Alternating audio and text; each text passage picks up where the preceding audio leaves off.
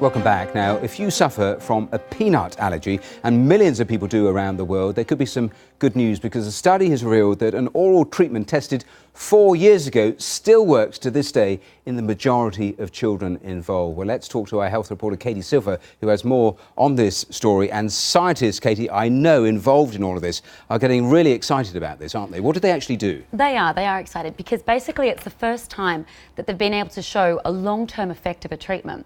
So they gave people a peanut protein and a probiotic every day for 18 months, a small dose of it. And slowly they would increase how much of this peanut protein they were given. And basically what they found is after 1 month, the 80% of the children no longer showed this effect, this allergic reaction.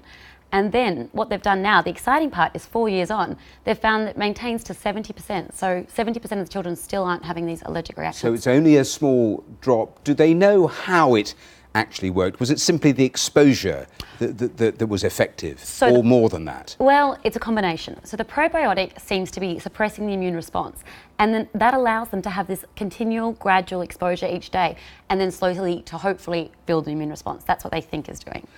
And it is exciting because, I mean, this is really important. This whole area of peanut allergies, when you look at it, I mean, it is so deadly and so many people suffer from it. 100%. So food allergies generally have grown 350% in the last 20 years.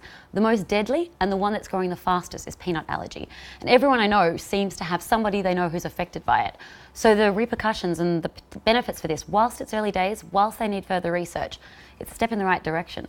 And why, do they even know why there has been such a big jump? Two possible theories, both of which are backed up by scientific evidence. First is eczema, so there's been a big rise in eczema. And basically there's a thought that peanut allergy goes in through the skin. So by the eczema, it's kind of associated with that.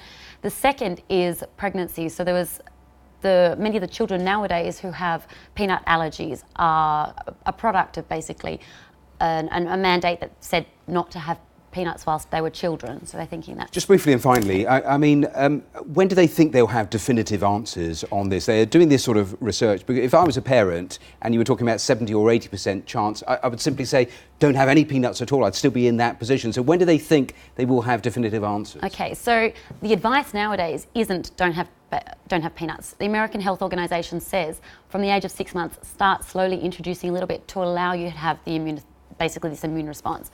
They're not sure, it's still a long way off, they need a lot more studies, but it's a step in the right direction.